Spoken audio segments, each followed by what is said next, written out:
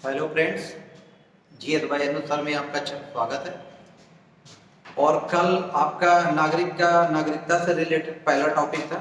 आज नागरिकता से रिलेटेड ये दूसरा टॉपिक है और इसमें आपके आगे बात की जाएगी नागरिकता देने का जो प्रोविजन किया गया है वह क्या क्या वर्णित किया गया। तो कल जो हमने पढ़ा था, कल हमने नागरिकता के बारे में जाना था कि भारत में नागरिकता का मॉडर्न क्या है कि वह व्यक्ति जो भारतीय राज्य क्षेत्र में जन्म लेता है या भारत में नागरिकता प्राप्त करता है उन व्यक्तियों को कहेंगे आर्थिक, राजनीतिक एवं सामाजिक क्षेत्र में जो भाग लेते हैं, या कहेंगे जो हमारी विधायिका, कार्यपालिका और न्यायपालिका में भाग लेते हैं वो व्यक्ति क्या कहलाते हैं? नागरिक कहलाते हैं।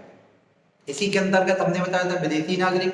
विदेशी नागरिक वो होते हैं जिनको केवल सामाजिक क्षेत्र में भाग लेने का अधिकार दिया गया है, वो विदेशी नागरिक कहलाते हैं।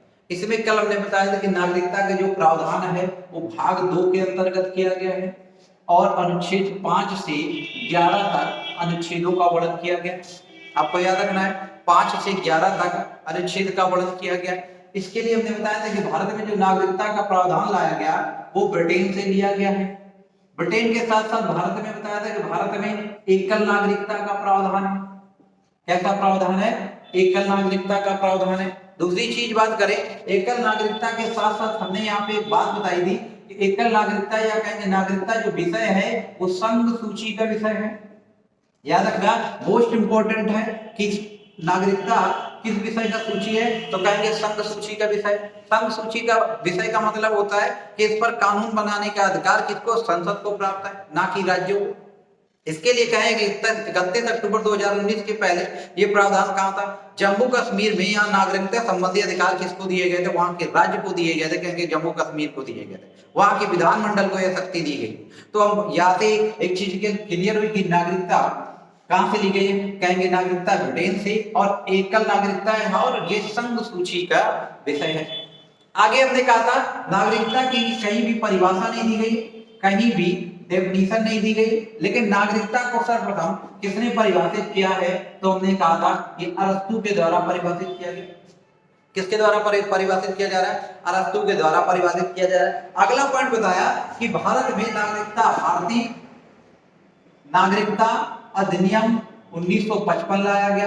नागरिकता अधिनियम 1955 लाया गया है और इसके आधार पर कहेंगे 5 बार संशोधन हो चुके, 1986, 1992, 2003, 2005 और 2015। ये अभी तक कितने बार इसमें संशोधन हो चुके हैं?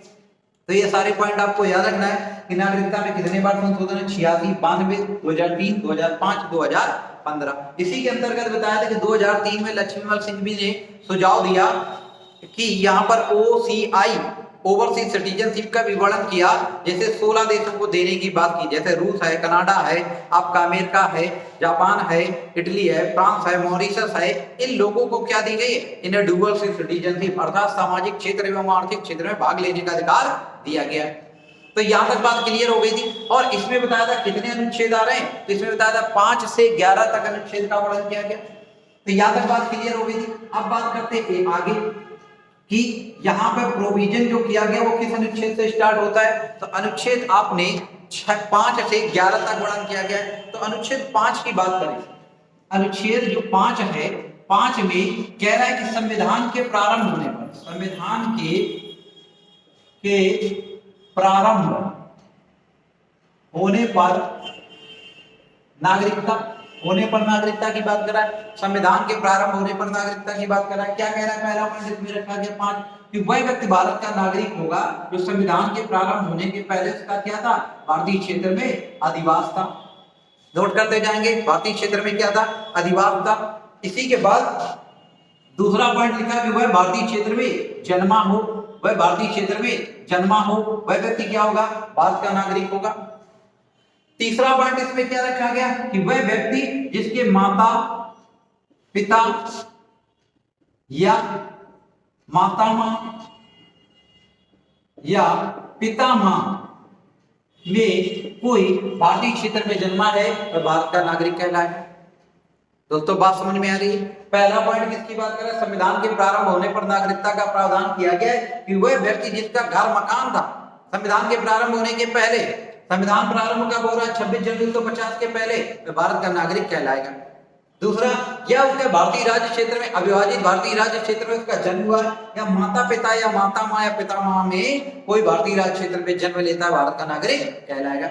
अगला पॉइंट इसमें क्या रखा गया कि 5 वर्ष पहले वह भारत के राज्य क्षेत्र में रह रहा हो, 5 वर्ष पहले, यहां लिख लेंगे 5 वर्ष पहले वह भारत राज्य क्षेत्र में निवास कर रहा हो या रह रहा हो, वह भारत का नागरिक कहलाएगा। तो यहाँ 4 पॉइंट के आधार पर संविधान के प्रारंभ होने पर नागरिकता का प्रावधान किया गया है कि कैसे नागरिकता दे रहे हैं। तो यह संविधान के प्रारंभ होने पर बता दिया गया कि उसका घर या मकान है, या वह भारतीय राज्य क्षेत्र में जन्म ले रहा है, या उसके माता पिता या माता माँ या पिता माँ में से कोई भारतीय राज्य क्षेत्र में जन्मा है, या संविधान के प्रारंभ होने के पहले वो साधारण तरीके से 5 वर्ष निवास करता है, वो भारत का नागरिक होगा। तो ये आर्टिकल 5 में बताया गया। अब आर्टिकल हम 6 की बात करते हैं, आप नोट भी करते जाएंगे। आर्टिकल 6 में क्या प्रावधान किया गया दोस्तों? आर्टिकल 6 की बात करें तो यहां पर आर्टिकल 6 कहता है कि वह व्यक्ति जो पाकिस्तान से भारत को प्रव्रजन करने वाले, किसके बारे में बताया गया? पाकिस्तान से भारत को प्रव्रजन करने वाले कुछ व्यक्तियों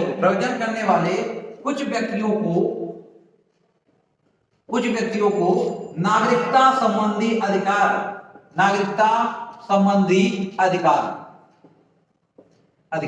अब दोस्तों यहां पे किसकी बात कर रहा है कि वह व्यक्ति जो पाकिस्तान से भारत को प्रव्रजन कर रहा है, उसके लिए नागरिकता के क्या प्रावधान किए गए, ये आर्टिकल 6 में बताया। तो आर्टिकल 6 में क्या बोला गया? पहला पॉइंट कहता है कि वह व्यक्ति जो 19 जुलाई 1948 के पहले पाकिस्तान से भारत को आ गया है, वह भारत का नागरिक होगा। किसकी बात की गई है कि वह व्यक्ति जो 19 जुलाई 1948 के पहले पाकिस्तान से भारत को प्रव्रजन कर रहा है, वो भारत का नागरिक होगा। पहली कंडीशन। इसी में दूसरी कंडीशन क्या रख दी गई कि वह व्यक्ति जो 19 जुलाई 1948 के बाद आता है, ये दोनों की याद रखेंगे, एक में पहले एक में बाद में। कह रहा है 19 जुलाई 1948 के बाद कोई भारतीय राज्य क्षेत्र में आता है तो उसे साधारण तरीके से 6 महीने, कितने महीने? 6 मंथ निवास करना होगा, तब उसे भारत की नागरिकता दी जाएगी। अब यहां पे बात आता है कि ऐसा क्यों प्रावधान लाया गया, ऐसा विधि शास्त्रियों को क्यों लगा कि यहां पे ये भी कहना चाहिए कि 6 महीने तक वो अगर निवास करता है तो भारतीय क्षेत्र में भारत की नागरिकता प्राप्त। रीजन ये था, जब भारत पाकिस्तान की तस्वीर साफ हो जाती है तो तस्वीर साफ हो गई, या कहेंगे 3 जून 1947 को लॉर्ड माउंटबेटन योजना के द्वारा कह दिया गया कि अब 2 अधिराज्य होंगे, एक पाकिस्तान डोमिनियन स्टेट होगा और एक भारतीय होगा, या भारत अधिराज्य होगा। अब यहाँ पे कंडीशन ये हो गई कि यहाँ पे लोग क्या करने लगे कि यहाँ से घर मकान बेचकर पाकिस्तान को जाने लगे, या पाकिस्तान से लोग भारत आने लगे। तो कंडीशन ये हो गई कि लोग कुछ आते थे यहाँ पर 5-6 महीने रहे, पता किया कि भैया भंडारा कहाँ हो रहा है, कहाँ बिरयानी वगैरह मिल रही, खाए पिए और आराम किए, और इसके बाद फिर चले गए। यहां से पाकिस्तान गए, वहां बिरयानी खाए, उनको लगा कि यहाँ कुछ अपना बन नहीं रहा है, यहाँ अपनी दाल नहीं गल रही है, यहाँ हमें कुछ अच्छा नहीं लग रहा है, फिर अपने आप लौटा। तो ये आवागमन का जो सिलसिला था, इससे क्या हो रही थी, बहुत सारी प्रॉब्लम क्रिएट हुई। मतलब एक प्रकार का खाला का घर बना लिया, जब आ रहे तब जा रहे हैं, जब आ रहे तब चले जा रहे हैं। तो इसको रोकने के लिए कंडीशन अप्लाई की गई, बोला गया, संविधान में लिख दिया गया कि अगर 19 जुलाई 1948 के पहले अगर पाकिस्तान से भारत को आ जाते हो तो भारत के आप स्वतः नागरिक हो जाएंगे।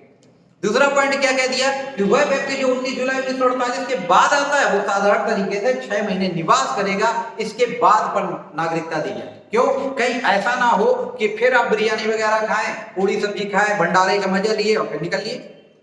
इसको रोकने के लिए 2 प्रावधान कर दिए गए आर्टिकल 6 में, या तो 19 जुलाई 1948 के पहले आ रहे तो हम नागरिक हो जाएंगे, या 19 जुलाई 1948 के बाद आते हैं तो साधारण तरीके से 6 महीने आप निवास करेंगे, तभी आपको और भारतीय राजदूत आपको इन्फॉर्म करेंगे, उसके बाद आपको भारत की नागरिकता पंजीकरण के माध्यम से दी जाएगी।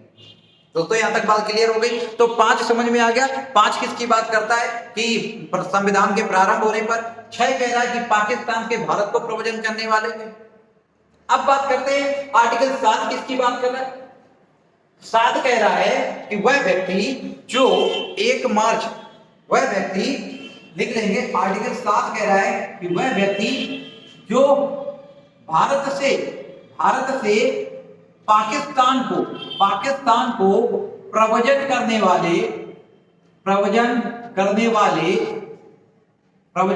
वाले कुछ व्यक्तियों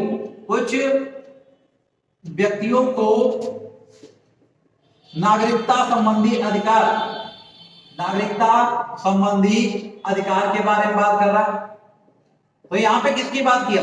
उसमें जोड़ा था कि पाकिस्तान से भारत को प्रवचन करने वाले। अब यहाँ पे बात जोड़ दी गई, भारत से पाकिस्तान को प्रवचन करने वाले कुछ व्यक्तियों को नागरिकता संबंधी अधिकार क्या होंगे। तो इसके लिए यहाँ पर एक डेट डिसाइड की गई कि अगर कोई व्यक्ति 1 मार्च 1947 के बाद, अगर कोई व्यक्ति 1 मार्च 1947 के बाद पाकिस्तान चला जाता है, वह भारत का नागरिक नहीं होगा।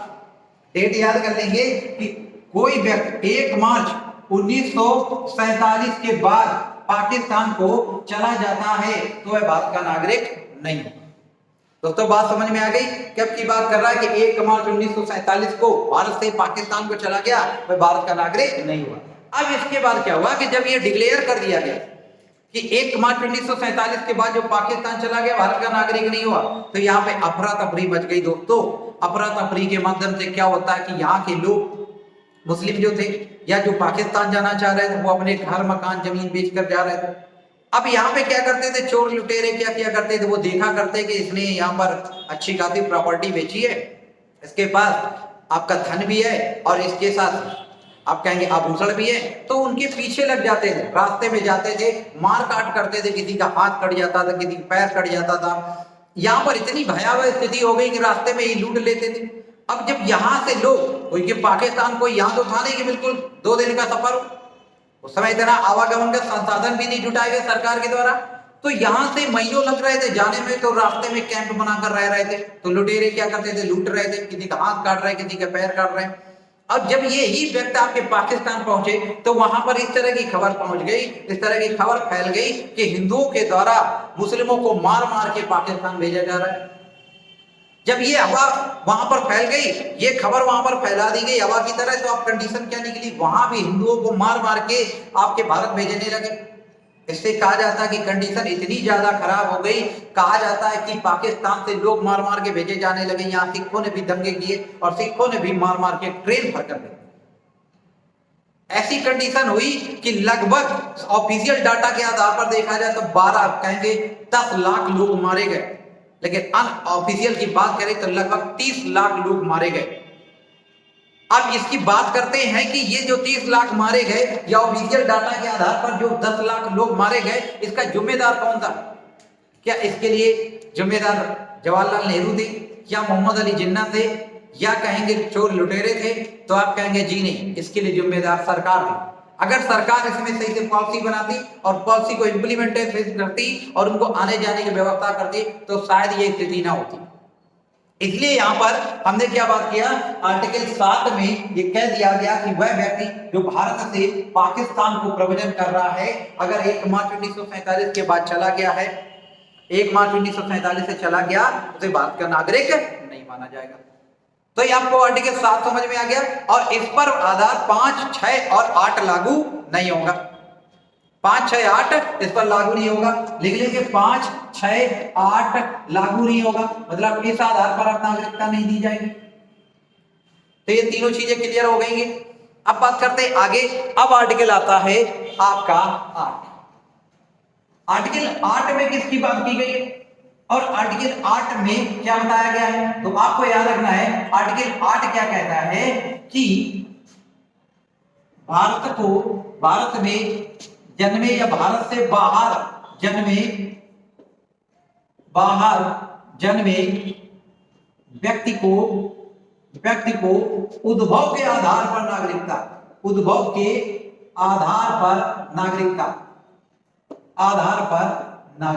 तो दोस्तों यहां पर 8 में किसकी बात कर रहा है कि उद्भव के आधार पर नागरिकता की बात कर रहा है कि वह व्यक्ति जिनका भारत के बाहर उद्भव हुआ है और उनके माता पिता या मातामह या पितामह में से कोई भारतीय राज्य क्षेत्र में जन्मा है, अच्छे से समझ लो कि वह व्यक्ति जिनका जन्म भारत से बाहर हुआ है लेकिन उनके माता पिता या मातामह पितामह में से कोई भारतीय राज्य क्षेत्र में जन्मा है तो उन्हें उद्भव के आधार पर नागरिकता दी जाएगी, या भारत शासन अधिनियम 1935 अविभाजित भारत के आधार पर भारतीय राज्य क्षेत्र में जन्मा है तो उसे भारत की नागरिकता दी जाएगी। किस आर्टिकल में कहा गया? आर्टिकल 8 कहता है। दूसरा इसी में पॉइंट रखा गया है कि लेकिन वो जिस राज्य में निवास करना चाहता है उस राज्य के राजनयिक अधिकारी से परमिशन लेनी पड़ेगी और उसके बाद पंजीकरण के द्वारा उसे नागरिकता दी जाएगी।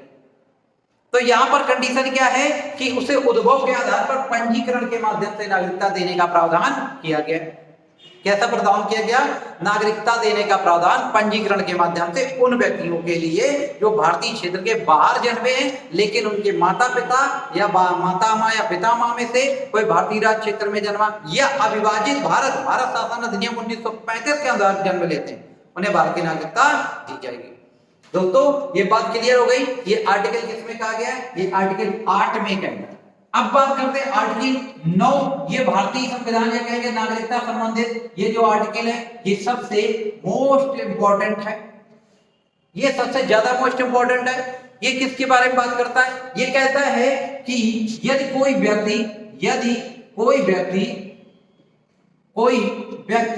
स्वेच्छा से किसी अन्य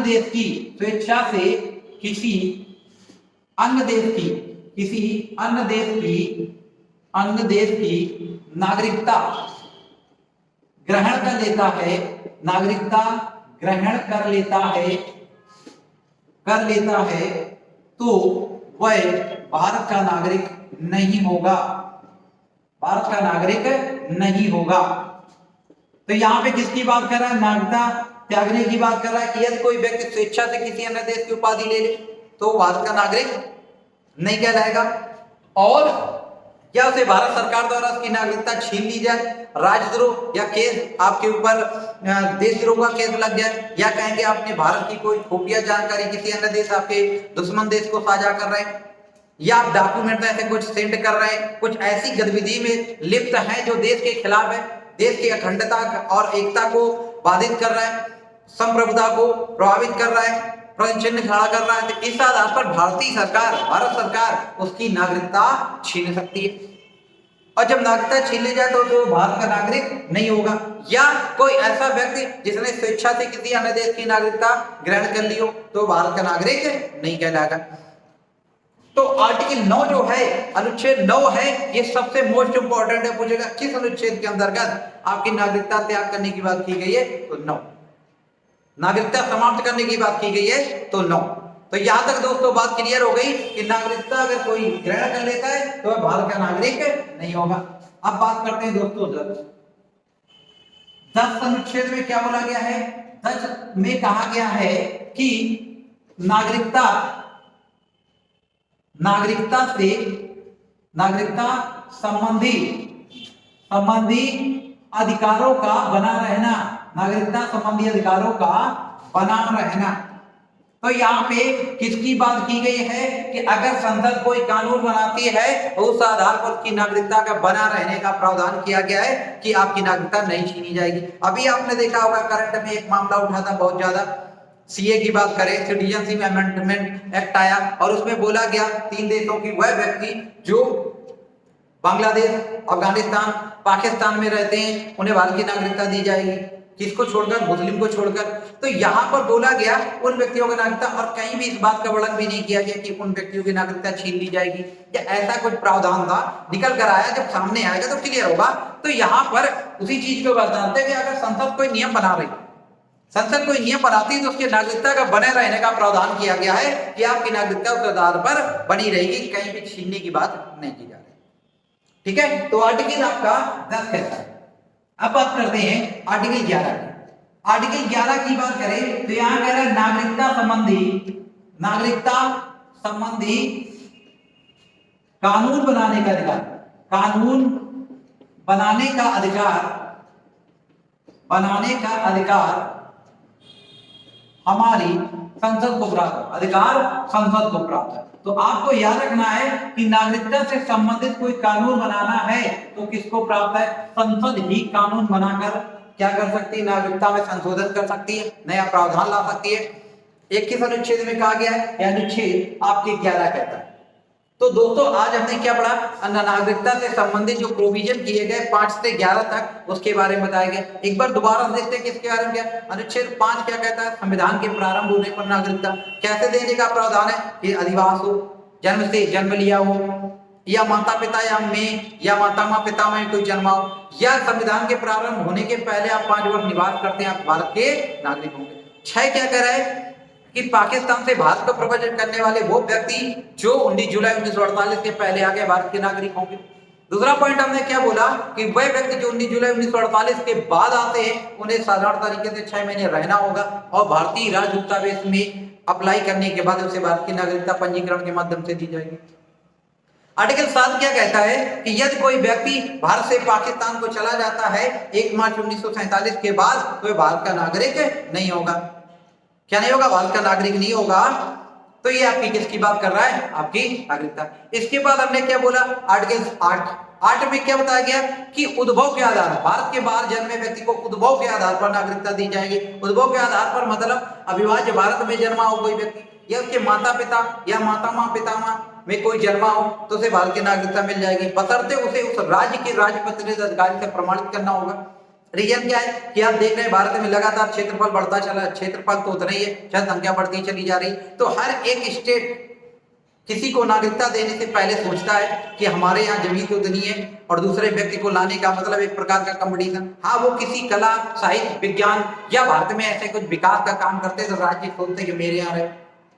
इसलिए बोला गया है कि बशर्ते उस राज्य के राजपत्रित अधिकारी से भी उसे प्रमाणित कराना होगा, पंजीकरण के माध्यम से नागरिकता दी जाएगी। 9 आर्टिकल क्या कहता है? वह व्यक्ति जिसने स्वेच्छा से किसी अन्य देश की नागरिकता ग्रहण कर ली या भारत सरकार द्वारा उसकी नागरिकता को छीन लिया गया है वह भारत का नागरिक नहीं। और इसके बाद 10 क्या कहता है? नागरिकता संबंधी अधिकारों का बना रहना। 11 किसकी बात करता है कि नागरिकता बनाने का अधिकार हमारी संसद को दिया गया। तो 6 से 5 से 11 तक आज हमने नागरिकता संबंधी अधिकारों की बात की या नागरिकता संबंधी अनुच्छेदों की बात की। इसके आगे हमें क्या पढ़ना है कि भारत में जो नागरिकता दी जाती है वो किस आधार पर दी जा रही है? तो हमने कहा जन्म से दी जा रही है। दूसरा क्या है? वंश परंपरा के आधार पर दी जा रही है। तीसरा पॉइंट क्या जुड़ा गया कि आपका कहेंगे पंजीकरण के माध्यम से। 5 आधार बनाएंगे पंजीकरण या कहेंगे देशीकरण के माध्यम से, देशीकरण। और एक क्या दिया गया है? भूमि अर्जन के आधार पर नागरिकता देने का प्रावधान। अब हम इनके बारे में पढ़ेंगे कि क्या क्या प्रावधान किया गया है कि कौन व्यक्ति जो आपका 26 जनवरी 1950 के बाद जन्म लेता है उसको कैसे नागरिकता दी जा रही, 1992 के बाद जन्म लेता है तो उसको नागरिकता कैसे दी जा रही, 3 आप कहेंगे 2004 के बाद जन्म लेता है तो कैसे नागरिकता दी जा रही। इन सारे पॉइंटों का वर्णन हम इसके अंतर्गत पढ़ेंगे। तो आज टॉपिक आपका नागरिकता से संबंधित था। और दोस्तों अगर आपको वीडियो अच्छा लगता है तो आप प्लीज शेयर जरूर कीजिए और थंब दीजिए। और आपके लिए क्वेश्चन है कि किस अनुच्छेद में आपकी राज्य की परिभाषा दी गई है, किन किन अनुच्छेदों में दी गई है, आप कमेंट करके तुरंत बताइए। आपको कमेंट करके तुरंत बताएं कि नागरिक कहेंगे राज्य की परिभाषा सर्वप्रथम किसने दी और किस अनुच्छेद में दी गई है, ये हमें जल्दी से बताओ और थंब करिए अगर समझ में आ रहा है। तो अगला हमारा टॉपिक कौन होगा? अगला हमारा टॉपिक होगा यहाँ पे कहेंगे भाग 3, जिसके अंतर्गत हम मौलिक अधिकार पढ़ेंगे, फंडामेंटल राइट्स पढ़ेंगे। तो यहाँ पर फंडामेंटल राइट्स के लिए हम आगे इस लेक्चर को लेके, अगर वीडियो अच्छा लग रहा है तो लाइक, सब्सक्राइब और शेयर जरूर करें। धन्यवाद।